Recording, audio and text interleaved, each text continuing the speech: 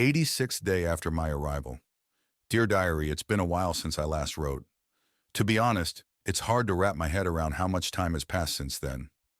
When I looked at the number on my last entry, I needed to ask Mita to check the date for me because I was convinced there had to be a mistake.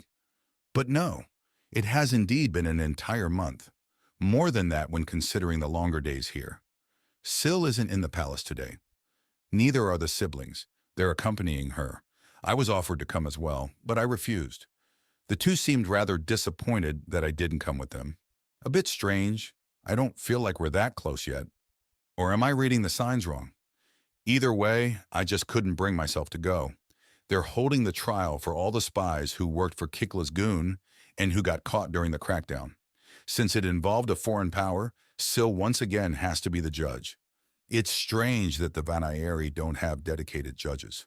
A verdict can be made by any noble who is of higher rank than the involved parties, unless that's impossible. Well, I guess all nobles have to know the law. Still, it seems strange. But maybe that's just because I've only seen court cases of the highest order here. Going by what Syl told me, it's mostly a formality this time and the result is more or less decided already. They're all charged with treason, and Vanayeri law doesn't seem to know any extenuating circumstances for that. Not even if they acted under threat. In other words, there isn't really a scenario where this won't end in a mass execution. I know she's just doing her job. Syl doesn't make the rules yet, but being right there when she does it, I just can't. But for the two, this is probably great. They're being publicly seen with the princess, which should be something good. I assume. Well, my personal bias aside, they deserve it. I don't know how much of an outlier they are compared to other noble children, but after helping oversee them, I don't think they are, like what I heard about most. The highest ranks seem to have those the translator translates as Duke. It sounds like they can cause a lot of trouble for Syl if they don't see eye to eye with her. That's also the title Riken will inherit, if I remember correctly. Wouldn't that mean he could end up being a powerful ally to her? Well, not like anyone seems to believe that at the moment. I really need to start looking into some of my newer ideas. For example, the translator reads intent. Shouldn't that be compatible with some form of speech to text? I really need to talk with some experts.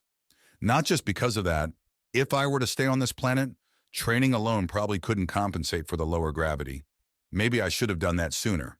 They have artificial gravity tech, so this should be doable, right? Speaking of, Syl also said I would be getting a ship, crew, and everything. I still don't know how I should feel about this whole award ceremony. While everyone was gone, I spent most of the day trying to draw our crest as detailed as possible. They don't have colored pencils here, so it was a bit tricky. I hope it'll look good in the end. Funny, I never really cared much about it outside of thinking it was cool that we had it. But now, update. Still the 82nd day after my arrival, dear diary, it happened. Mita told me they just got a message. Syl's uncle is apparently on the way back and sent one fast ship ahead. They just left the hyperlane and will be here tomorrow. Much quicker than expected. With the info they bring, we'll finally able to send the expedition force on their way. Now that I think about it, I haven't heard from Doc in a while now. I wonder if she found anything new. Over the course of the last couple of days, Falpayan's view of the princess had shifted a bit. She was, of course, still a figure that demanded respect, but the more time she had spent in close proximity to her, the more she realized that Her Highness wasn't someone she needed to fear without reason. She wouldn't be able to properly put it into words if asked. But while her respect had only grown, the Silpian heiress no longer felt as intimidated in her presence as she used to. Today, the princess had taken her and her brother with her for a mass trial. Falpine had heard about these spies before during the trial of the ambassador, even if that hadn't been part of the sections she and Raikin had watched over and over. But the situation had turned out to be vastly different than she had expected. The people on trial didn't act at all like what she had expected traitors to be. Some had tried to talk their way out of it despite the evidence. Some pleaded for mercy, and some openly admitted it, apologized, and seemed almost relieved. It hardly fit the image. Of course, the outcome didn't change for either of them. Treason was treason. The executions were conducted right afterward, with no delay as no appeal time was granted. The two of them hadn't been present for that part. Instead, the steward gave them a lesson about all the paperwork that came with such a trial, as well as some pieces of it to work on. By the time the group sat in the shuttle back to the Star Palace, the day was already about to end. Currently, they all sat there in silence while the princess looked at her data pad, checking the work the two had done in the trial's aftermath. "Decent," she eventually commented. "Lady Falpine, you made some minor formality errors, but nothing big. That's something that'll come with experience. Lord Riken, your work was less satisfactory." Falpine could see her brother tense, and she herself, even though she wasn't the one criticized, shared the feeling. The displeasure in Her Highness's voice was audible. What had he done wrong? As far as she recalled, he had gotten a lot of praise in his previous tasks at the palace. What is wrong about it, Your Highness?" he asked in a panicked voice. "Multiple things. For example, stating that some got sentenced on testimony alone isn't exactly accurate, considering the evidence we had on top of that. Calling the list unverified is also untrue." I never dictated those things," he desperately pleaded. "I know, but it's written here nonetheless, because I told the servant to try and sabotage you." Falpine's brain needed a while to catch up with the last sentence, and even then she was sure she had misheard. Her brother couldn't even close his mouth, only staring in disbelief. "Your work isn't lost, don't worry." He also made a correct version. "But imagine you wouldn't have been reporting to me but acting on your own. Imagine this would have been your orders to someone or something like that. How long do you think it would have taken for you to find out? How much damage do you think could have been done? Would you have even noticed it all?" The two were still frozen in place when Her Highness put the datapad away and leaned back. "That may seem a bit mean, but it is something you need to keep in mind. You will be a duke. You can't allow yourself to be manipulated. Not everyone around you will be someone you can trust, as today's trial hopefully demonstrated." Her words were harsh, but she wasn't wrong. It was likely the main reason why the other ducal clans expected Rylar to fall once he claimed his inheritance. Could Lady Nadine's strange ideas really help him? He had sounded pretty excited when he had told Falpine about it, even though she hadn't really understood most of it. "Welcome back," the head maid greeted them as they left the shuttle. "Mihita," if Falpine remembered correctly. "Your Highness, Lady Nadine wishes to speak. She has news for you." "Thank you. Do you know what it is about?" "Yes, though I believe she wants to be the one to tell you." That sounded odd to Falpine, but she didn't voice it. Instead, she let Riken grab her right arms and guided him through the halls as they followed the princess to Lady Nadine's chambers. "And that's 4. They could hear her voice coming through the slightly open. "Damn it! I swear by the first ones I'll get you one day." Well, I would normally say something like, "Then better don't slack."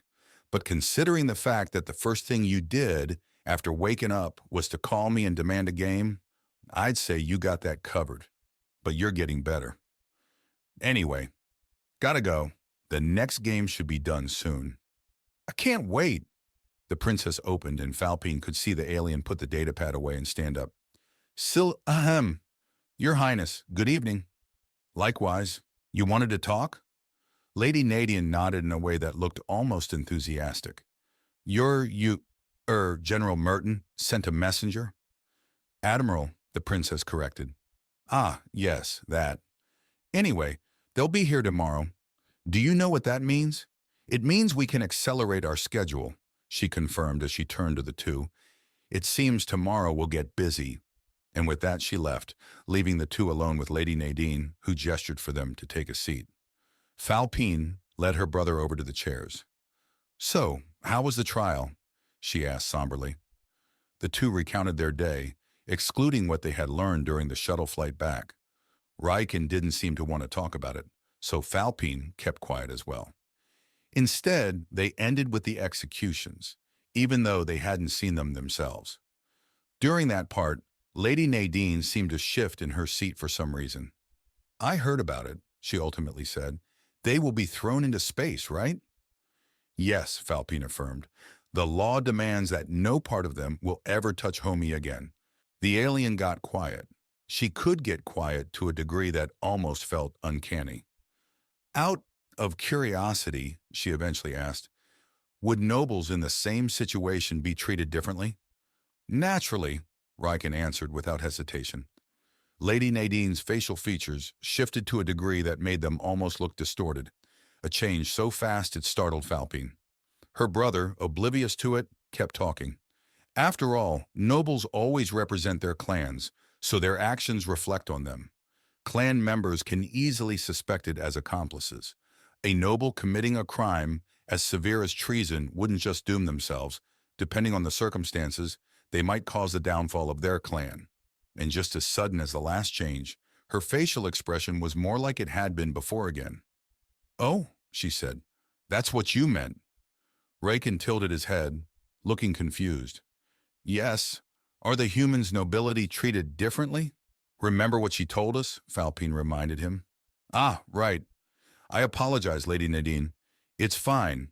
It's a foreign concept to you, so you have a hard time wrapping your head around it. It was similar for me, though in reverse, obviously. But now that you mention it, I can't recall hearing about anyone actually getting charged with treason in my country during my lifetime." "I see. Well, a high noble being found guilty of a severe crime doesn't just affect their clan, though." He continued his explanation, reciting their lessons almost verbatim. "It can have rather wide impacts on the standing of lots of different parties, like the execution of the son of Clan Gatri for harming the prince." Lady Nadine blinked. "With prince, do you mean Kirtan?" "Yes." "Is there another prince?" "No, but when did that happen?" "I'm not sure. I think we heard about it about 60 days ago." "Yes," Falpine confirmed. "It was right before the rainy season started. Have you not heard of it?" Many, not just the ducal clans, but also a lot of counts, were quite unhappy with how the matter had gotten handled. "No, I haven't heard of it. Please enlighten me.